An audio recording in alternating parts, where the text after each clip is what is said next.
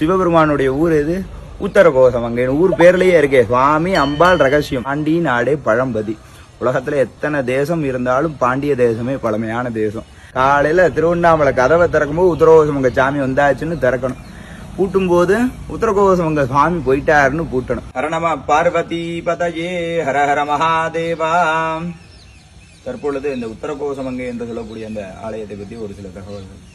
அதாவது அரூபமா, ரூபமா, அருரூபமா அப்படின்னு சொல்லக்கூடிய 3 விதமா சுவாமியை இங்க வழிபடலாம். அதுல உருவத்துல இருந்து பார்க்கலாம்.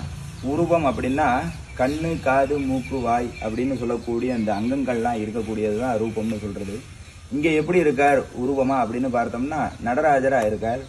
அந்த நடராஜர் மரகத நடராஜரா இருக்கார். அது ஒரு விசேஷம். அந்த மரகத நடராஜர்னா என்ன? லோகம் முழுக்க இல்லை, இங்க மட்டும் இருக்கார். இந்த அளவு 6 அடி உயரத்துல இருக்கார். அப்ப அந்த நடராஜரை நம்ம எப்ப பார்க்கலாம்னா ஆருத்ரா தரிசனத்துல பார்க்கலாம். அதெல்லாம் ஒரு பக்கம் விலை மதிப்பில்லாத பொருள், எங்கேயுமே இல்லாத பொருளுங்கிறது இருந்தாலுமே இந்த இடத்துல என்ன விஷயம் அப்படின்னு பார்த்தோம்னா அம்பாளுக்காக ரகசியமா ஆடி இருக்காரு. அதுதான் முதல்ல சீக்கிரட்டா அம்பாள் கேட்கிறா. என்ன கேட்கிறாங்க? சுவாமி உலகம் இயங்குது, எப்படி சுவாமி உலகம் இயங்குது அப்படின்னு கேட்கும்போது சுவாமி நடனத்துக்குள்ள 5 தொழிலையுமே காட்டுறாரு. ஆக்குவாய், காப்பாய், அழிப்பாய், அருள் தருவாய், போக்குவாய்னு சொல்லக்கூடிய 5 தொழில். சிருஷ்டி, ஸ்திதி, சம்ஹார, திலோபாவ அப்படின்னு சொல்லக்கூடிய மோட்சம் வரைக்கும் 5 விதமான தொழில்களை அந்த அம்பாள் கிட்டக்க சுவாமி ரகசியமா காட்டுறார். அப்ப அப்படி காட்டும் போது அம்பாள் பதஞ்சலிங்கிற அந்த ரிஷி கேட்கிறார், சுவாமி இந்த மாதிரி நடனத்துக்குள்ள இவ்வளவு ரகசியம் இருக்கு அப்படிங்கறது எங்களுக்கு தெரியல சுவாமி, அந்த நடனத்தை நாங்களும் பார்க்கணும் அப்படின்னு கேட்கும்போது சுவாமி சொல்றார், அப்ப தில்லைக்கு வாப்பா, உத்தரகோசமங்கை உமையவளுக்கு மட்டும்தான் ரகசியம், ஒருத்தர் மட்டும்தான் இங்க அப்படின்னு சொல்லி தில்லைக்கு வர சொன்னதுக்கு அப்புறம் எல்லா ரிஷிகள் முனிவர்கள் எல்லாருக்கும் முன்னாடி அம்பலத்துல ஆடுறார்.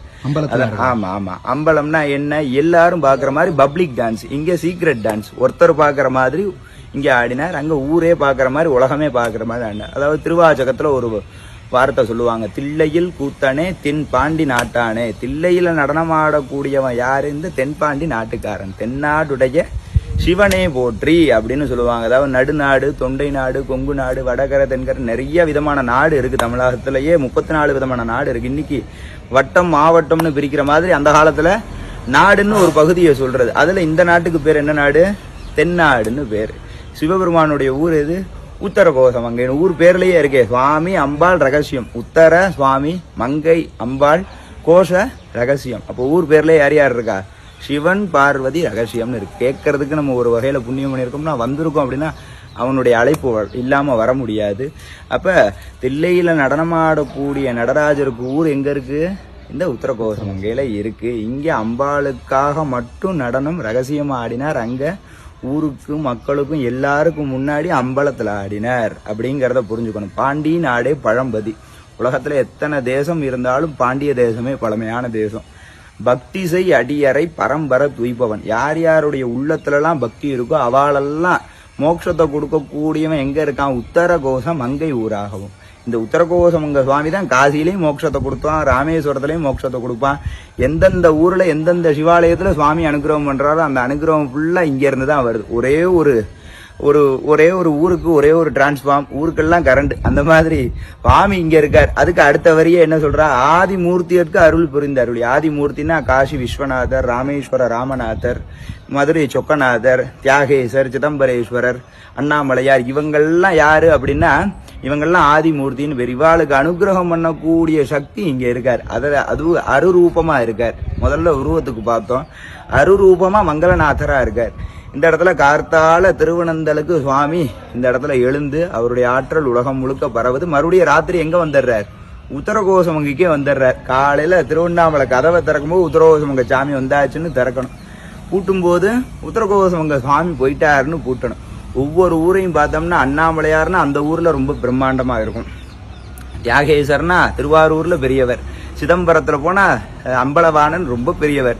ராமேஸ்வரத்துக்கு போனா ராமநாதன் ரொம்ப பெரியவர். காசிக்கு போயிட்டா காசி அதை விட பெரியவர். மதுரைக்கு போனா சொக்கநாதர் மீனாட்சி தான். ஆனா இவ எல்லாரும் உள்ளுக்குள்ள யாருக்குள்ள அடக்கம் அப்படின்னா இந்த மங்களநாதருக்குள்ள அடக்கம். அப்பேற்பட்ட உத்தரகோசம் அங்கே அருரூபமா இருக்க. அரூபமா எப்படி இருக்காரு அப்படின்னா, இருக்கக்கூடிய உலகத்துல இருக்கக்கூடிய ஜீவராசி எல்லா ஜீவராசியுமே ஒரு தொடர்பு என்ன அப்படின்னு பார்த்தோம்னா, அந்த இதய துடிப்பு மட்டும்தான் தொடர்பு. மரத்துக்குள்ளேயும் செடிக்குள்ளேயும் பறவைக்குள்ளேயும் விலங்குக்குள்ளேயும் மனிதனுக்குள்ளேயும் இருக்கிற ஒரே தொடர்பு என்ன அப்படின்னு பார்த்தோம்னா துடிப்பு, உயிர் மட்டும்தான். ஏன்னா நமக்கு இருக்கிற ரேகை நமக்கு மட்டும்தான். 800 கோடி பேர் இருந்தாலும் ஒவ்வொருத்தவாளுக்கும் ஒவ்வொரு ரேகையே மாறுது அப்படின்னா, அப்ப ஒவ்வொருத்தவாளை வேற்றுமைப்படுத்தினதும் இறைவன் தான். அத்தனை பேருக்குள்ளேயும் ஒரு ஒற்றுமையை உண்டு பண்ணதும் இறைவன் தான். அப்ப என்ன ஒற்றுமையை உண்டு பண்ணியிருக்காரு எல்லா ஜீவாத்மாக்குள்ளேயும் அப்படின்னு பார்த்தோம்னா, எல்லாத்துக்குள்ளேயுமே ஜீவன் ஒன்று இருக்கு. அந்த ஜீவனுக்குள்ள என்ன இருக்கு, அதுக்கு ஆதாரமா துடிப்பு இருக்கு. அந்த துடிப்புக்கு யார் யார் இருக்கான்னா, சிவனும் பார்வதியும் இருக்கான். இங்க இருக்கக்கூடிய உத்தரன்னு சொல்லக்கூடிய சிவபெருமானும் மங்கையர்னு சொல்லக்கூடிய பார்வதி கோஷம்னா ரகசியமா இருக்காங்க. நமக்கே தெரியாம நமக்குள்ள யார் யார் இருக்கா அப்படின்னா அந்த சிவனும் பார்வதியும் இருக்கா. அப்பேற்பட்ட மகத்துவமான ஊர்.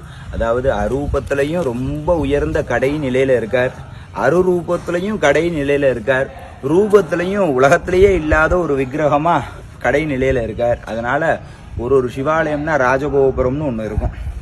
அந்த ராஜகோபுரத்துக்கிட்ட ஒரு மகா கணபதி இருப்பார். அவர்கிட்ட அழகா பிள்ளையார் கொட்டின்ட்டு மக்கள்லாம் என்ன பண்ணணும் அப்படின்னா, அந்த இடத்துல பேச்சை விட்டுறணும். பிள்ளையார் கொட்டின்ட்டு அந்த இடத்துல பேச்சை விட்டுறணும். அப்படியே உள்ள வந்தோம்னா 5 நில கோபுரம் இருக்கும். அதற்கு அடுத்தது ஒரு கொடிமரம் இருக்கும். முன்னாடி ஒரு பெரிய நந்தி இருப்பார். பக்கத்திலேயே ஒரு பிள்ளையார் இருப்பார். அவர்கிட்ட பிள்ளையார் கொட்டின்ட்டு நம்மளுடைய படிப்பு அறிவெல்லாம் அவர்கிட்ட விட்டுறணும். விட்டுட்டு பின்னாடி திரும்பினோம்னா நந்தீஸ்வரர் இருப்பார். அவர்கிட்ட குரு நமஸ்காரம் பண்ணிட்டு என்ன சொல்லணும், சுவாமியை பார்க்க வந்திருக்கேன்னு தான் சொல்லணும், கண்டதான் சொல்லப்படாது. அவர்கிட்ட சொல்லிட்டு அப்படியே வந்தோம்னா துவாரபாலகர் பக்கத்துல ஒரு பிள்ளையார் இருப்பார். பிள்ளையார் கொட்டிண்டு பிராணாயாமம் பண்ணிட்டு அலைபாயற மனசெல்லாம் அவர்கிட்ட விட்டுறணும். அப்படியே விட்டுட்டு வந்தோம்னா உள்ளுக்குள்ள சுவாமி சன்னதிக்கு முன்னாடி ஒரு பிள்ளையார் இருப்பார். அவர்கிட்ட பிள்ளையார் கொட்டிட்டு இந்த உடம்பையே விட்டுறணும். ஒவ்வொரு இடத்துலயும் ஒன்னொன்னு விட்டாச்சு. மிஞ்சறது என்னன்னா ஜீவாத்மான்னு பேர், அவருக்கு பேரு பரமாத்மான்னு பேர். ரெண்டும் பேசி பழகணும். ஏன், ஒரு நாள் இந்த உடம்பை விட்டு இந்த ஜீவாத்மா பிரிஞ்சிடும் சுவாமி, மறுபடியும் மறுபடியும் உடம்பையே என் ஆன்மா தேடப்படாது. எனக்கும் அழிவில்லை, இந்த ஜீவாத்மாவுக்கும் அழிவில்லை, பரமாத்மாவுக்கும் அழிவில்லை. ஆனா இந்த உடம்புக்கு என்ன இருக்கு, அழிவு உண்டு. அழிவை நோக்கி போறத நோக்கி இந்த ஜீவாத்மா போயிடக்கூடாது. அப்படிங்கிறதுக்காக வாழும் போதே விட்டு பழகிட்டோம்னா ஒரு நாள் இந்த ஜீவாத்மா பிரிஞ்சதுன்னா பரமாத்மாவை தான் தேடுமே ஒரே ஒரு உடம்பை தேடாது. அதனால ஒரு சிவாலயம்னா இதெல்லாம் விட்டுட்டு தான் போகணும். எல்லாத்தையும் விட்டுடணும். வாழும் போதே நம்ம அந்த பக்குவத்தை வளர்த்துக்கணும். அந்த பாடசாலையா 1000 சிவாலயம் தமிழ்நாட்டில் இருக்கு. அப்பேற்பட்ட ஆலயங்கள்ல மௌனமா இருக்கணும். ரொம்ப சுவாமிகிட்ட என்ன வேண்டிக்கணும்னா அந்த சிவ பேரு மட்டும்தான் வேண்டிக்கணும். சுவாமி ரொம்ப பெரியவர், என்ன அப்பேற்பட்டவர்ல இந்த உத்தரகோசம் ரொம்ப ரொம்ப பெரியவர். அதனால அவரெல்லாம் மனசுக்குள்ள நமக்குள்ளதான் இருக்கார். அந்த சிவத்தை நம்ம நன்னா பார்த்துட்டோம்னா இங்க இருக்கிற சிவன் நமக்கு நல்லாவே தெரியும். எல்லாரும் நல்லா இருக்கும்.